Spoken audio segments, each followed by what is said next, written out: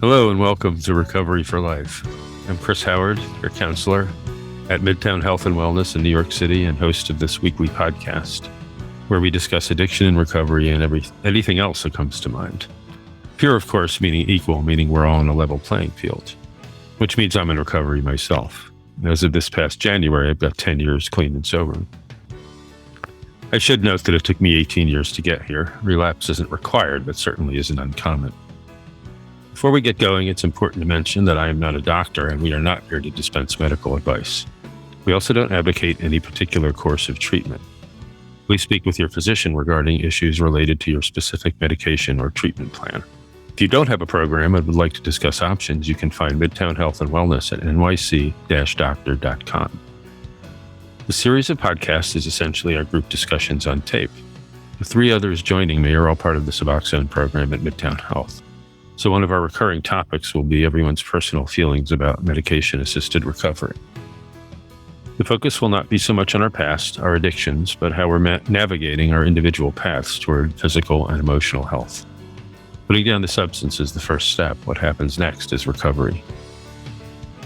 Over the last 5 episodes, we've been introducing ourselves, each program focusing on one of our journeys through addiction into recovery.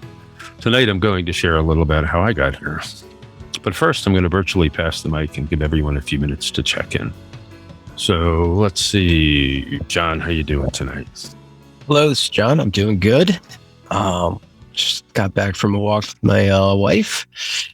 It's nice, a little hot, but other than that, I can't complain. I'm doing very well. Glad to be here. Well, thanks, Audrey. I think we lost her for a minute. Let's try Benny. Hey there, Benny.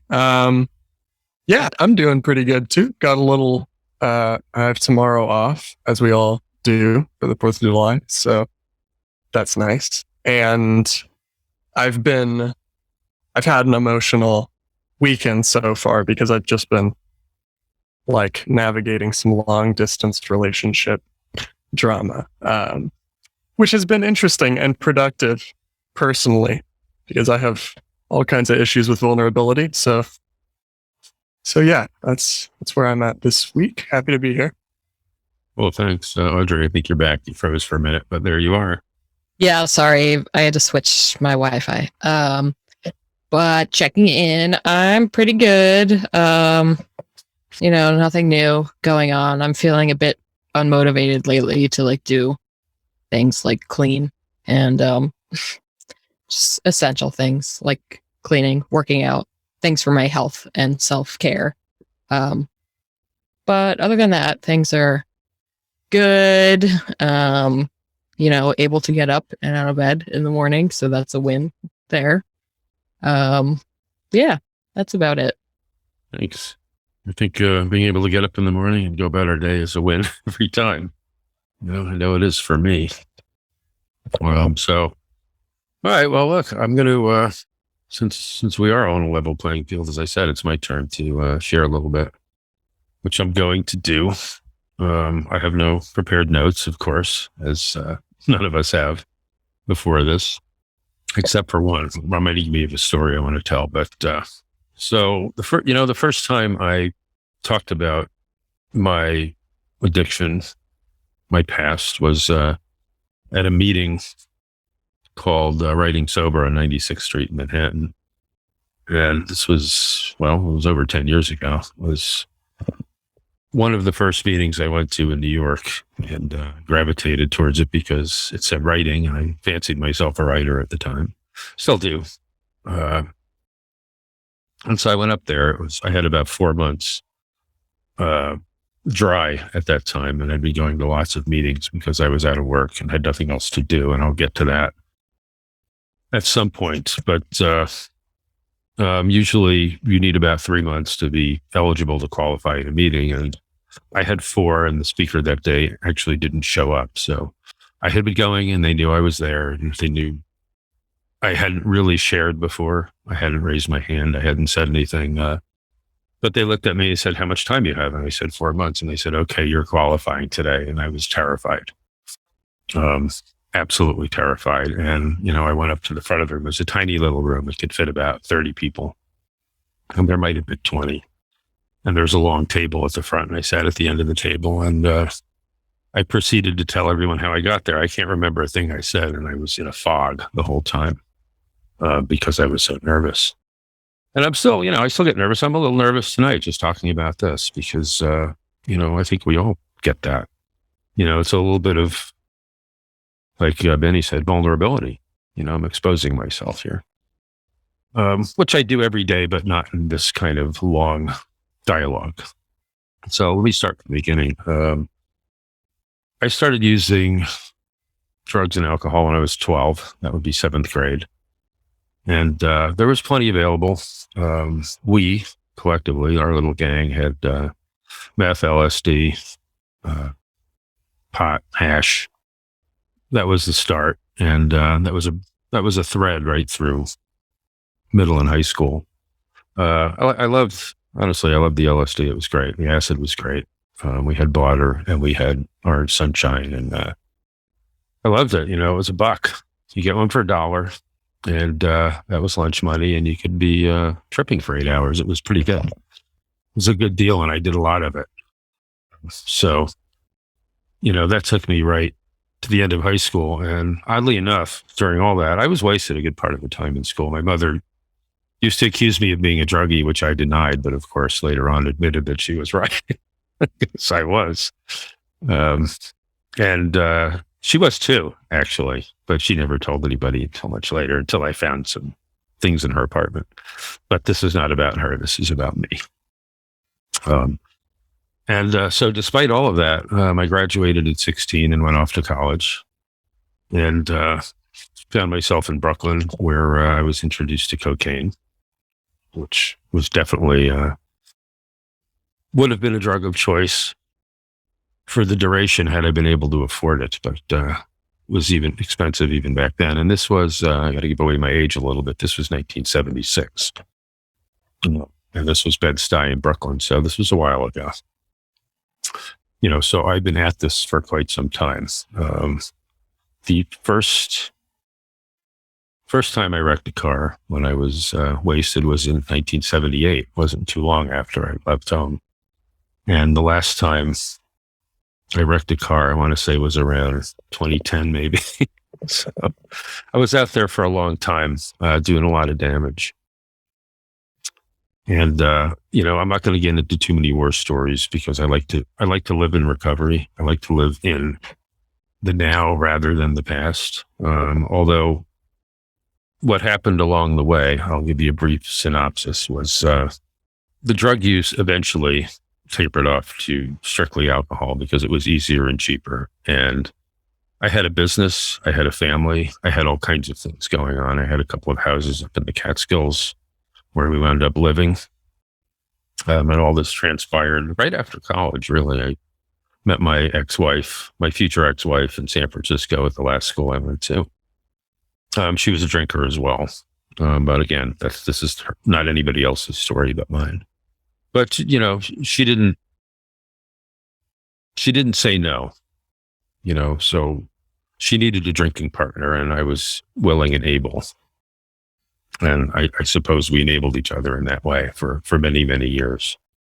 But I managed to, make a living. I managed to work. I managed to have a business. I had a commercial studio for a while, a commercial art studio. I even opened a nonprofit gallery in Brooklyn back in the early 80s. Which lasted a year or two before the rents were raised. So it seemed that early on in my 20s, I had a lot going for me, despite my escalating alcohol use and sometimes drug use, if I could get my hands on it. And at the end of the 80s, I also had a reasonably, it wasn't lucrative, but it was an art career, and I was showing my own work in the East Village and Soho and in other places. And I was even getting a little bit of attention in the New York Times and a couple of other magazines. And that was a little scary for me too, I think.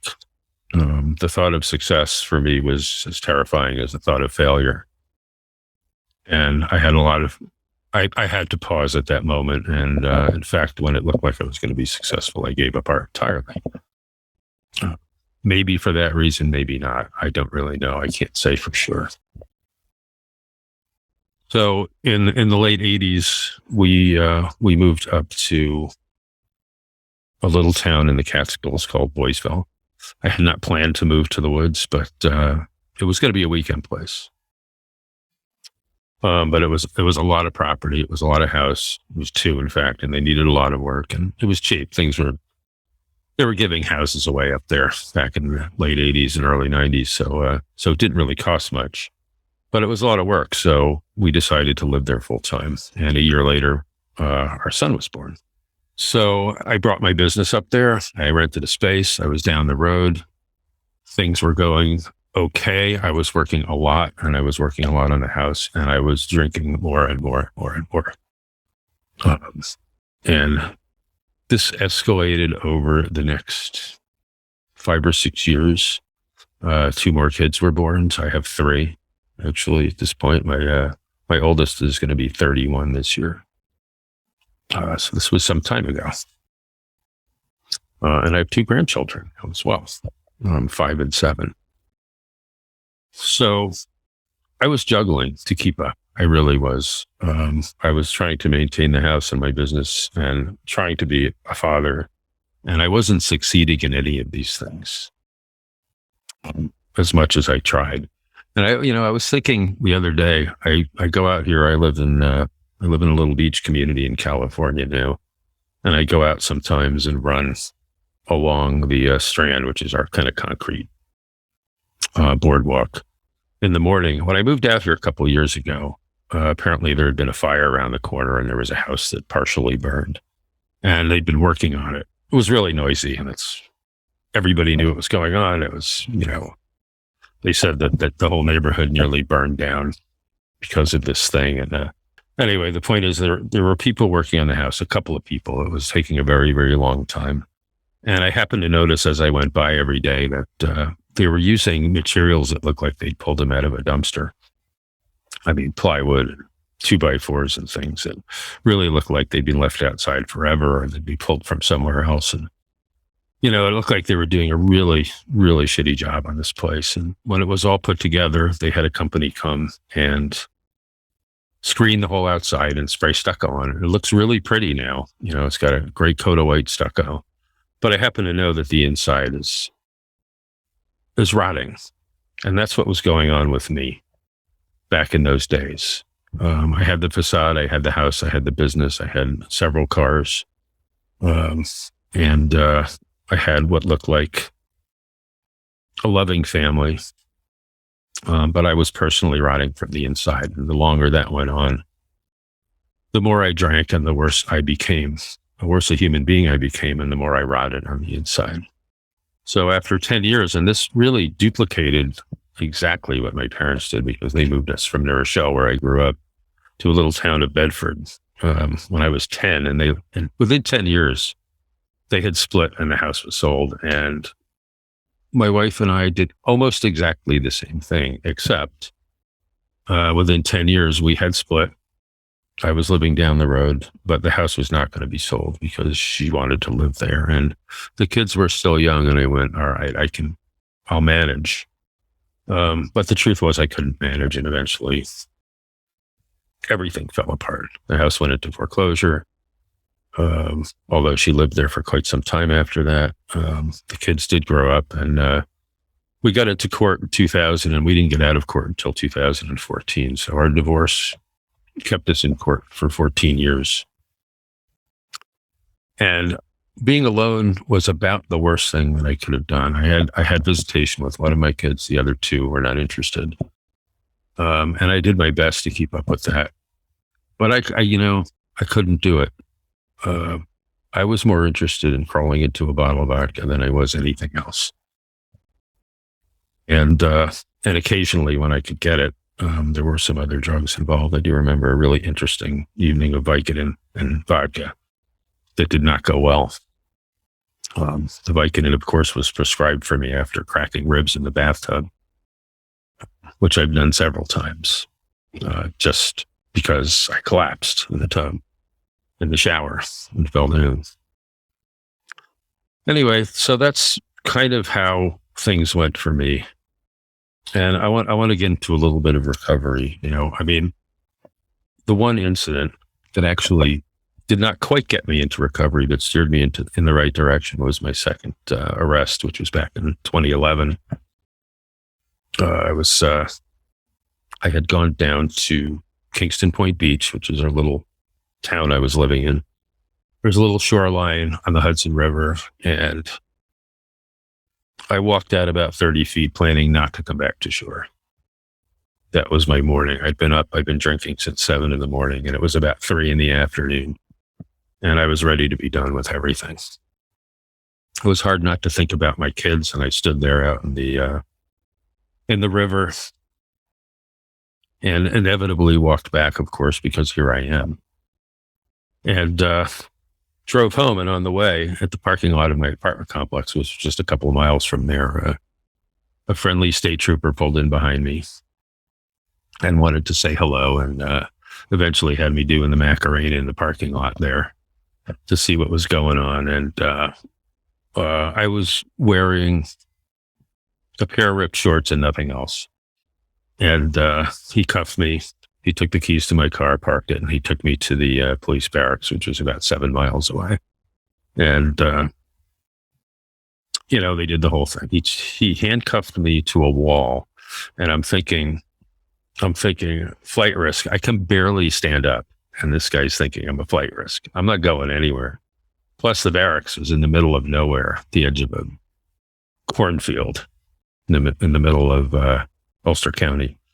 But the couple of things that happened that day, one was that he asked me if I had anyone who could pick me up. And the answer to that was no, because I didn't have a single person in my life at that point. And he didn't really believe me. And he asked again, he said, "Are you sure there isn't anyone who can come and get you?" And I thought about it again, and I said, "No, there's just nobody." And he did me a favor. He drove me home, dropped me off back in the parking lot. And I went through my kitchen drawers, desperate to find a key to my car, an extra key, so I could go to the liquor store and buy more, because that's really what I wanted. I couldn't. It turned out a couple of days later, there was a key in the drawer, which was interesting, but I didn't see it somehow. So that cost me my driver's license for a very, very long time. And it meant that I had to leave town and move back into Manhattan because I needed public transportation. Kingston, New York is not the kind of place you can live without a car. So I had a couple of weeks. I mean, it didn't take long. This was probably the end of July. And by the end of August, I was licenseless. I had sold my car on Craigslist. I had given away everything in my apartment.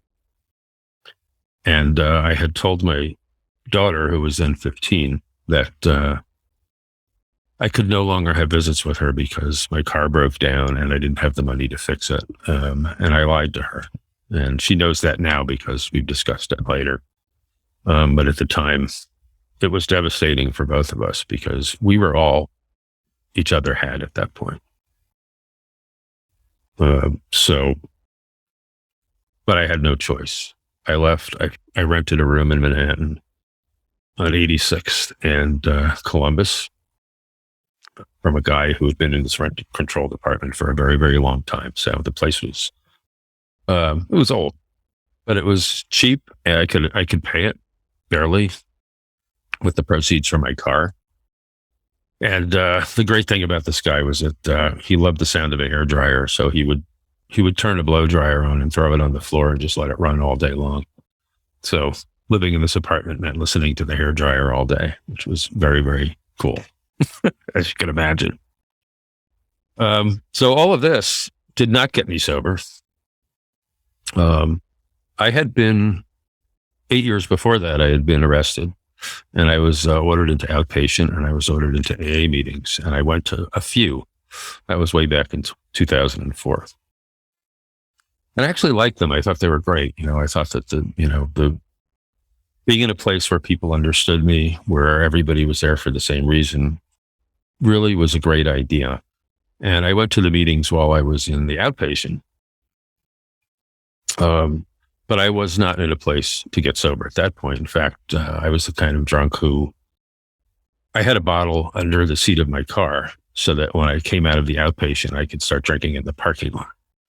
I wasn't going to wait till I got anywhere. And of course, I was there for the first DW. So there I was with a bottle next to me. I don't think I could drive without a bottle between my legs, honestly. I couldn't get in a car anymore without that. Anyway, so I was 24. So now I'm all the way into 2011. And the end of that year, I got fired from the job I had in the city. So for, of course, drinking, which I denied, which was completely absurd. Because at that point, everybody knew me. Everybody knew what I was doing. Everybody knew what was going on. I had zero motor control. I couldn't use a pencil or a pen. I had to use a computer to write because I couldn't write I couldn't keep my hands steady long enough to write it. So at the end of that year, I got fired. So now I'm in this room with the hairdryer going. I'm laying on the mattress on the floor because I have nothing, and I have no job. And I'm thinking something has to change. This life is not working. I also had a suitcase in my closet that was completely filled with empty bottles because the super in the building gave me crap for throwing empties into the recycling bin. He knew when I moved in, he could tell who was doing what. And so I had to hide them. So I'm laying on the floor. I have my suitcase full of empties, my closet full of empties, and I'm thinking something has to change. And I knew that AA existed because I had been mandated into it years before. And so I found a meeting down on 37th Street called the Mustard Seed. I was not going to go in my neighborhood because I certainly wouldn't want to be seen walking into an AA meeting. Like, I didn't know a soul in the neighborhood except the people I drank with at bars, and they didn't want to talk to me.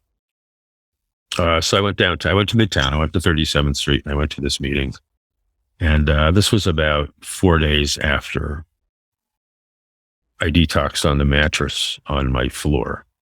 It's good to know that I knew nothing about rehabs, detoxes, anything. I was completely ignorant when it came to getting sober and the dangers of detoxing. I had no idea.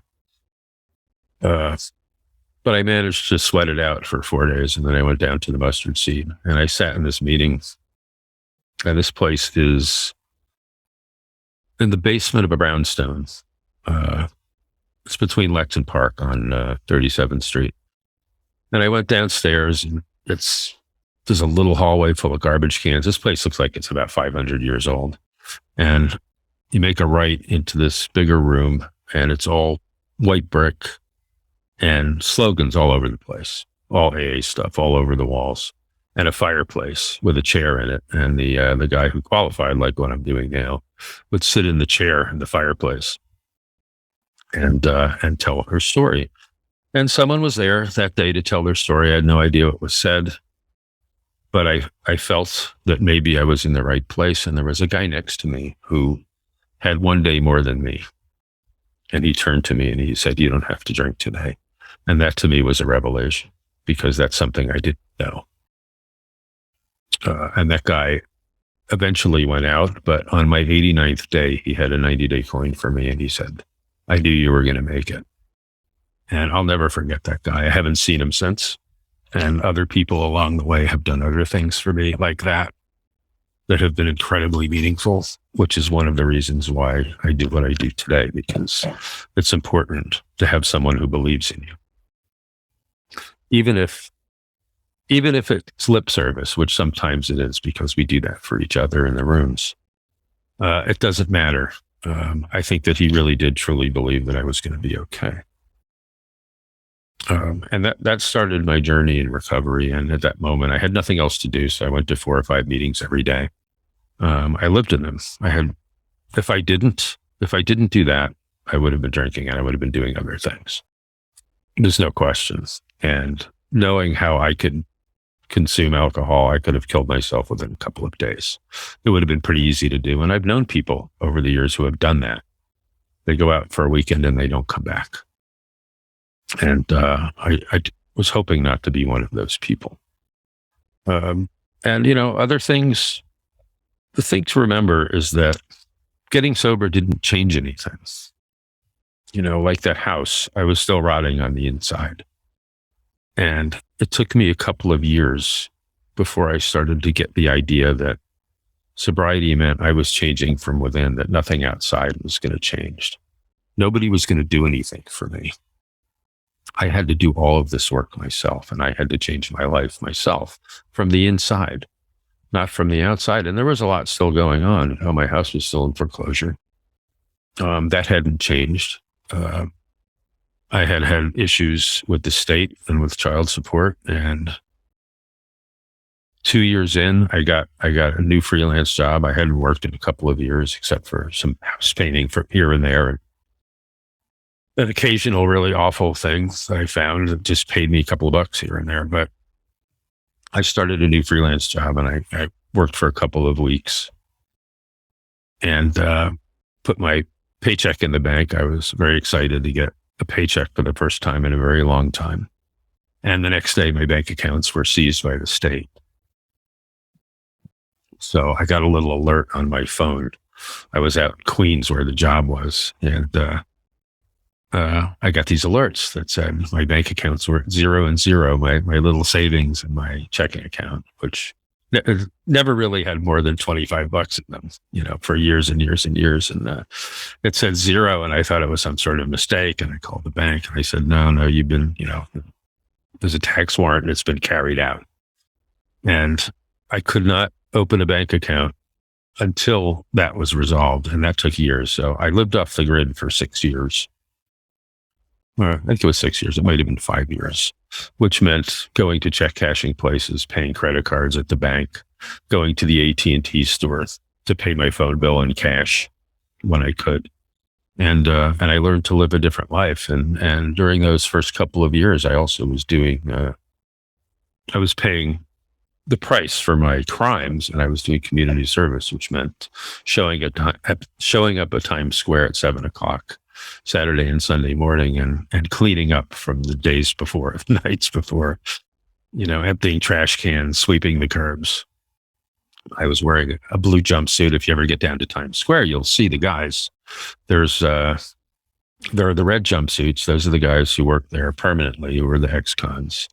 And the ones in blue that says community court on the back, those are the temps like me. But I had a long stretch. I did a lot of weekends. And when I wasn't doing that, I was cleaning toilets in the county courthouse on 54th Street, community courthouse on 54th Street. So, my life didn't look very good when I got sober. It was pretty ugly. Things were bad and getting worse. And they continued to get worse for a couple of years before they started to get better. But I didn't go out, I didn't drink, and I stuck with people in the program I'd met, and they helped me along. Unfortunately, some of those people were not healthy. And one of them was a lady I met in the rooms who claimed to be sober. And we started dating. This was when I had about 5 months. And the day of anniversary night at the meetings of my third year, I got a text that morning that she had died the night before. She was 50. She left a 12-year-old daughter behind, and she couldn't find her way out of her addictions. And that was a tough thing to hear. I remember one of the days walking with her to the corner of 84th and Central Park to get another cab to another detox, because by then, we knew what was going on. She'd been in rehab. She'd been in detoxes over and over and over again. And we were walking up 84th Street, and she turned to me and she said, "You can't save me." And I said, "I know." And I couldn't. Nobody could, because she didn't want it. Lots of us tried, and her family was devastated. I was devastated. And then her daughter went to live with her dad, and I haven't seen her since either. And that happens in this world too.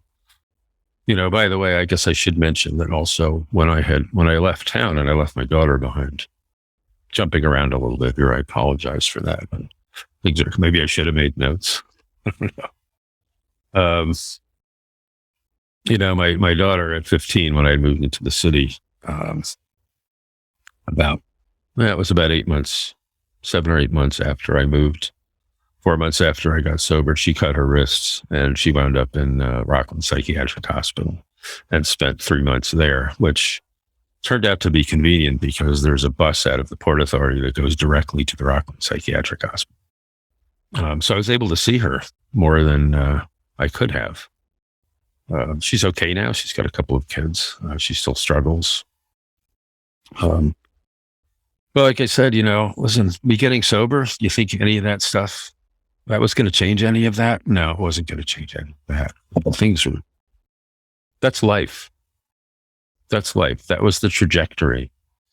What I call my trajectory, and that had nothing to do with the woman who died, but when I got sober, my trajectory was down. It was going straight down. And just because I got sober, that didn't change a thing. And I didn't know. I thought, well, I'm going to get clean and everything's going to be better, right? And it didn't work that way for me. It does for some people. And I don't want to make it out to be that, getting sober is a bad idea, because it's not a bad idea. It's a great idea. And it took a few years for things to start to change. It took a few years for me to psychologically start to change, for me to mentally start to change, emotionally start to change.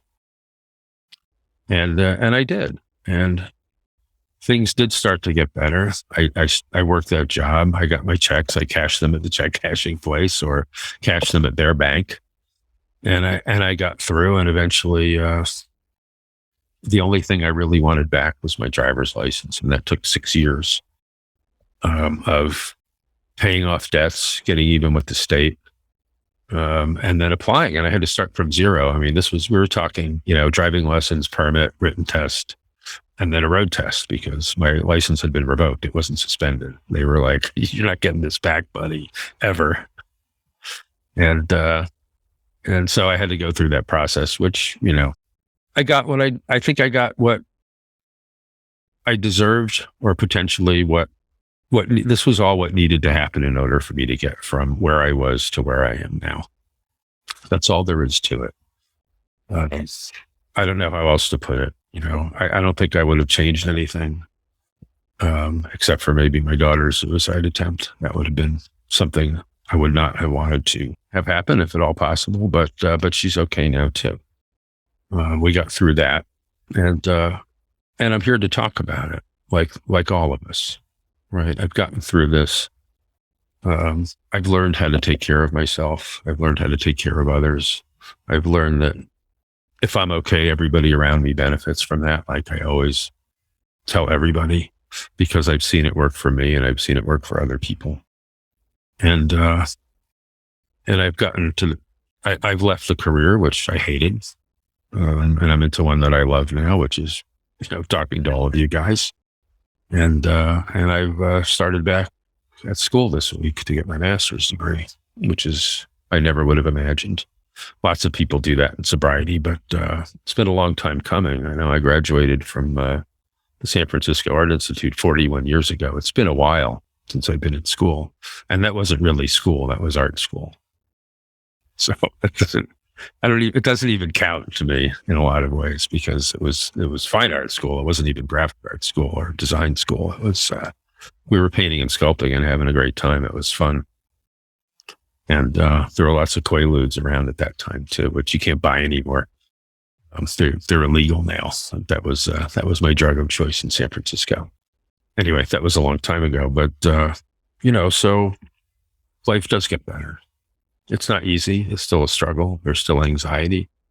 There's still self-doubt.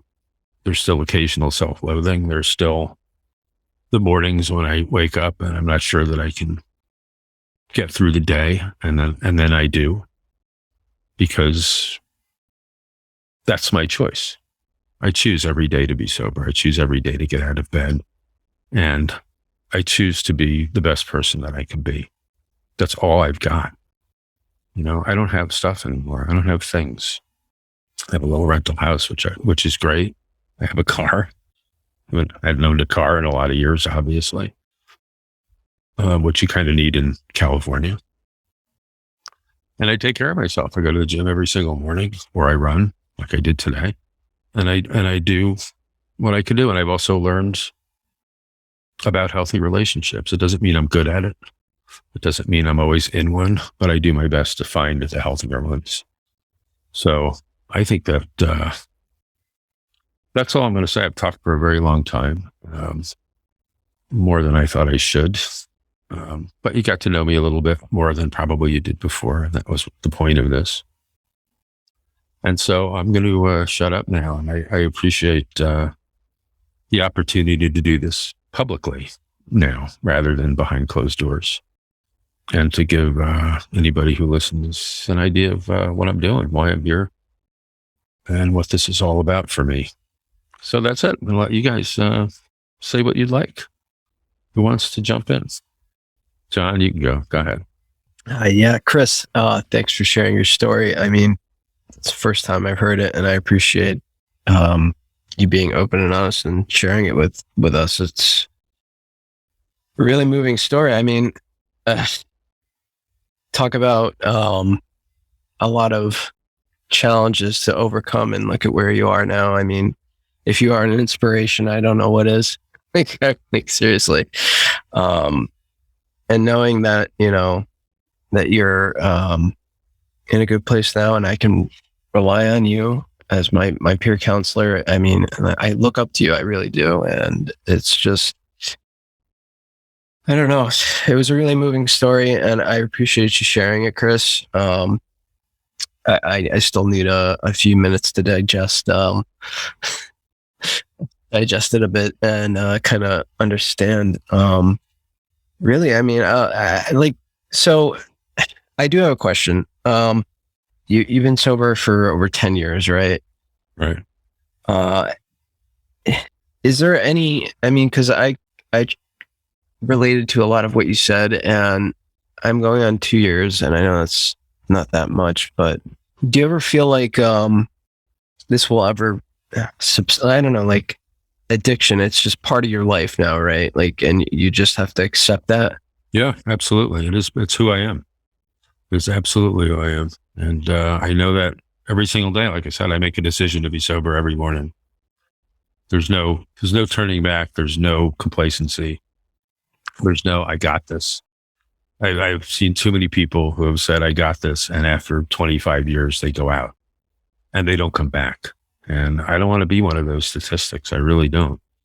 You know, one of the things I noticed in the meetings over the years was that there's a gap between 5 and 10 years. You know, we'd go to these anniversary meetings and, you know, people get up in the front and it's a year, 2 years, 3 years, and everybody applauds. And really the reason for doing that is to show people that it can be done and that it works. But there was always a noticeable gap between 5 and 10 years. People would just disappear. And some, you know, there's obviously a few that make it like me. You know, I'm out past that 10-year mark, but there seemed to be a real moment in there when people go, you know what, I don't need this. I don't need to do this anymore. And then you never see them again. You know, some people move away. I mean, that happens too, or they find other things to do, but a lot of people go out, in that gap, what we call the gap. And it was just something that I noticed. It's not really talked about that much, but a lot of people I talked to mentioned that too. They got that too. They're like, where are the 6-year people? Where are the 7-year people? You don't see them. They're just not there. It's interesting. Why do you think that is? Like, is it people just lose their support group or support program? Well, I think that life gets bigger. Life gets better. It gets okay. You know, we feel like, oh, I got this, man. I don't need to go to meetings anymore. I don't need my fellowship. I don't need these people anymore. And I'm going to go about my life. Everything's good. I got a good job. Life is good. And, you know, people get all kinds of things happen. And it feels like it's going to be okay. And then we forget where we came from. And I think that's a big part of it. I mean, first time I went in to the rooms, which was 2004, you know, I was so stupid. I thought they were talking about this 90-day things. And I thought if you got 90 days, you were cured and you were fine. It's like, okay, yeah, I got 90. I'm good to go. Right. I'm out the door. And in 4 months, I was back in the saddle. But I knew that, you know, I knew what I needed to do, but I couldn't do it. I wasn't at that place. I do think there's some complacency like I had after just 3 months. I'm like, oh yeah, man, this is nothing. If I could be clean for 3 months, I could do this forever. Yeah, I mean, as somebody, I rely on you as part of my support system. I mean, what do you do for your support system? Like, how do you still have one? What do you do? Like, what does it look like? Absolutely have one. I still go to meetings. I don't go every day. I don't go to 5 a day, but I go to a couple, 3 a week if I can do it. I have people I talk to. I have a few very close friends from the rooms that are not here, still in New York, that I still talk to. When I was in New York, I went to lots of meetings, actually. I went 3 or 4 times a week. I went to saw the old gang. I mean, I'd walk into a place like Ansoni and I'd know 20 people. Or I'd go into Renewal West uptown and I'd know 50 people because I'd been there that long, and we're not buddies, we're not close friends, but it's nice to see, the people go, hey, where have you been? Because I left town, right? I was one of those people. At 8 years, I left town. So I go, oh, where'd he go? But I just came here. And when I went back, everybody was very happy to see me walk in the door. And, so that support system still exists. And I also have that accountability to all of those people. And I will go back. I'll be back in New York in a month or so. And I'm going to go back to those meetings because that was where I grew up. Those are the people who taught me how to live in this world. I didn't know. I didn't know how to live. I didn't know how to interact with other humans. They're right when they say you stop growing when you start using. And I started at 12 and I got sober at 52. So I was a very old 12-year-old when I got sober. I had no idea how to navigate life. Despite having a business, being married, I was married for, 20 some odd years. Our marriage, including the court time, was actually, or our time together was 36 years with the same person. It's a long time, and my kids are 25, 28, and they're going to be 31. So this has been a long road, I don't know where I was going with that exactly. I forgot my point, but. No, that answered my question. I mean, I had another, but maybe I'll let the others go. Circle back. Okay. Yeah, I just wanted to say thank you, Chris, for sharing. I feel like you're always so insightful, and we can all say that, I feel like you're such a solid, person to depend on. So I really appreciate that. You're willing to talk whenever. And yeah, just your insights are really important. I think, the fact that it's a choice, to stay sober.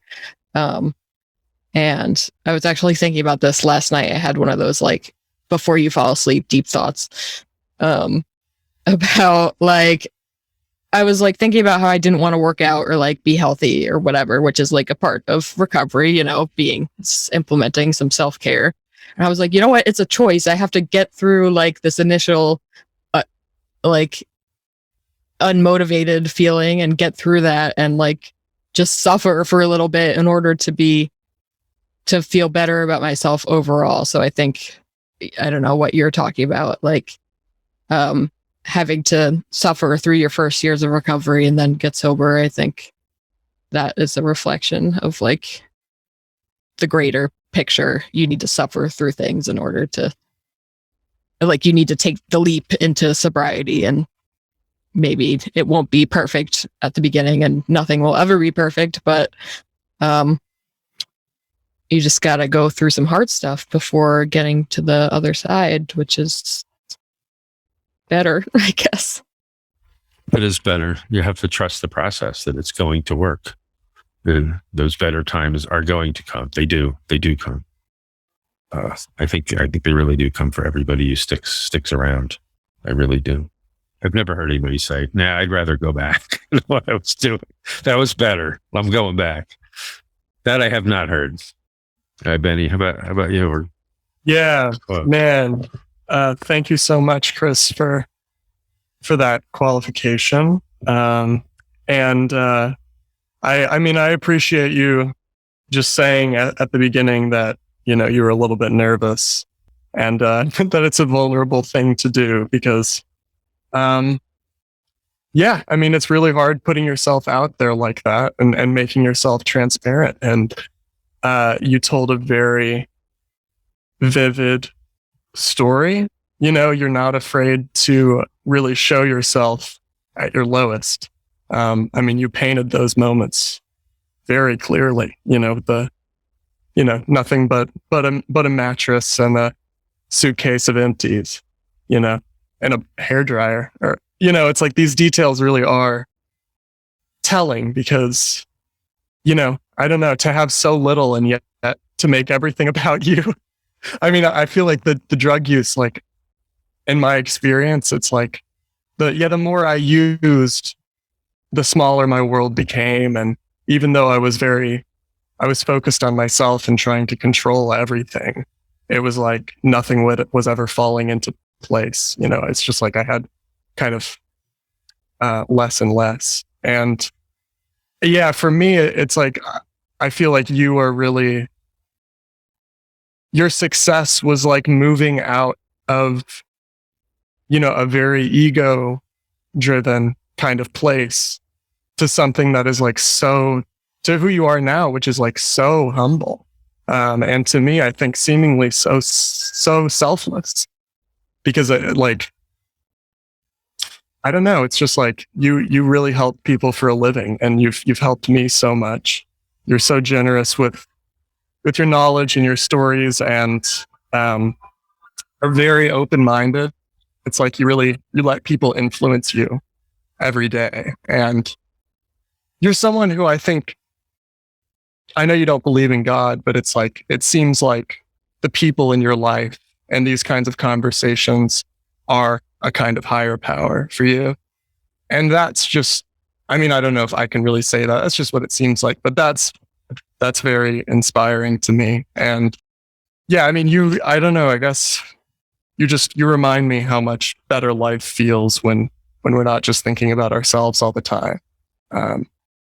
Because we have to hear from others, and we have to hear stories like the one you just told to get some perspective on ourselves, So I don't know. I just appreciate you sharing.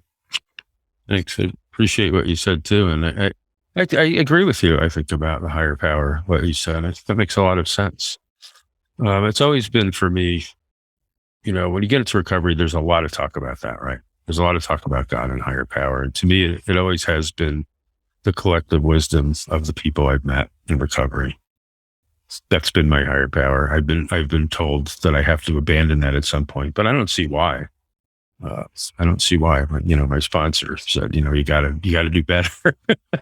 I don't know. I think that's perfectly reasonable, because I believe that we all have something to offer, right? We all have something to teach each other if we listen. And if we're open, like you say, we need to be open to that. We need to be open-minded. We need to be okay that we need to understand that, we're all doing the same thing. I don't know any more or less than anybody else. We all have our experiences. We've all had our moments, our difficult moments, and we've had, probably some successes along the way too. We get to share all of that with each other. And the beauty of sharing it with people in recovery is that we all get it. We know, we understand. You don't have to say everything, because we've been there. We know what the feeling is. And that's why they say, don't compare. Just it's about the feelings. It's not about the story. It's about how we feel. We can't compare stories because we're all different, but the feelings are always the same. They're always the same, no matter what your story is, where you've come from, where you are now, the feeling of where we were and where we'd like to be, I think is universal. I really do. And that's why we can have these conversations. That's why we can do this. We can have groups. We can all share, and we can all recover if we choose to. And like we always say, recovery is not about putting down the drugs or the drink. It's about this. It's about what we're doing right here. This is the recovery part. And this is what matters. And, you guys are amazing, really. I don't know where I would be without you, honestly. You have all really touched my life. And the others who not here tonight. So I don't want to leave Amy and Frankie out of the picture either. And everyone else I run across, of course. There are a lot of people, but I feel like this is this family that we've created that's much more intimate than most. Well, what you're saying, it takes a village, It right? takes a village. It does take a village. It absolutely does. I need a village too, man. I can't do this by myself. I have help every day. I have a people. I have a therapist. I have, all the things that we all have. I do the same thing we're all doing. I don't know how I would survive without all of that. I really don't. So anyway, I think I don't know when we started exactly, but we're closing in on an hour probably. So I'm sorry the other guys weren't here tonight, but they'll be back next week. And let's do our little bit of gratitude to close out. Who's up for it? I can go with this, John. Okay. Chris, thank you so much for sharing your story tonight. It meant a lot to hear it, and thank you for being willing to be open and honest with us. I just so grateful for that. I'm grateful that I do have you as somebody that I consider to be part of my support program and much more than that. But I'm grateful. I'm grateful for this group, everybody in it. For those who aren't here, also for our listeners, for my wife, for another day alive and sober, and for making the choice to stay sober today. Thank you. Audrey? All right. I don't know why I'm laughing. I just knew I was going to pause and then I paused. But Chris, I'm very thankful for you. You set up this whole podcast. I mean, you have such great ideas, and I don't know. I keep the things that you say in my brain, and they help me along the way. So I'm just thankful for your insight, thankful for you sharing your story, and again, being open and honest. I really appreciate you, and everyone here and not here. Let's see. I'm trying to think of one random thing I'm grateful for. Grateful to have a pool because it's really hot. It's a good thing to have. Benny? Yeah, Chris, I'm so grateful for you. Your story. I'm grateful for a lot of different aspects that you brought to my life. Like one, just like the influence you've had on my recovery, and giving me just like an outlook on life that's very based in acceptance and forgiveness and like building community. And these are lessons that are helping me right now, but they're also, they're lessons that are going to help me for the rest of my life, and you're a huge influence in my life. And also just the influence of you, the way you bring writing to this, to the recovery has also been, it's just really cool because there's a lot of creative people in recovery. I'm definitely one of them. And, I don't know, you remind me that there's not a deep separation between life and art at all, that really, and that, definitely the recovery process is going to deepen our art, and that the art's going to feed back into our lives.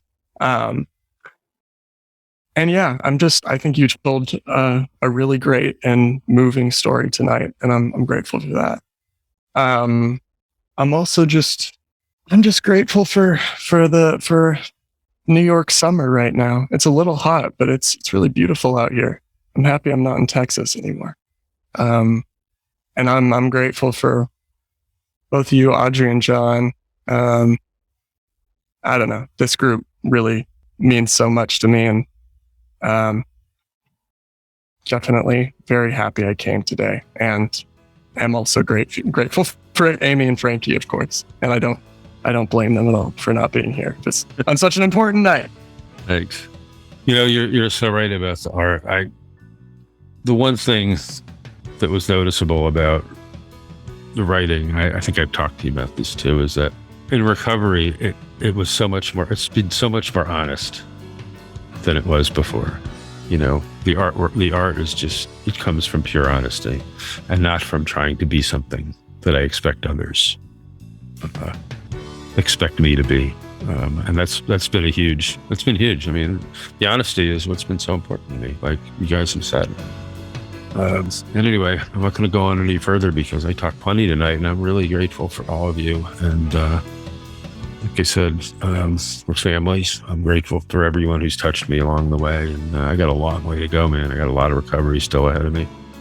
I feel like some of these days I'm really just getting started. You know, I feel like I'm in my infancy. I really do. And I have a long way to go, but that's the beauty of it, is that it doesn't end. We get to do this. We just get to keep doing this. And I'm very grateful for that I'm still here to talk about it. So thanks, guys. I'm going to do the closeout speech if I can get it up. Yeah, thanks again for you guys for being here and giving me the opportunity to share. And thanks to our listeners for joining us. And if anyone out there has anything they'd like to share about what you heard today, please send us a note through one of the various available channels: YouTube, Spotify, Audible, Amazon Music, a couple of other things too. I think we're out there. We look forward to hearing from you. And thanks again, everybody. I'm glad we managed to do this tonight. And we will see you next week. Have a great week. Have a great 4th of July. All right. See you guys.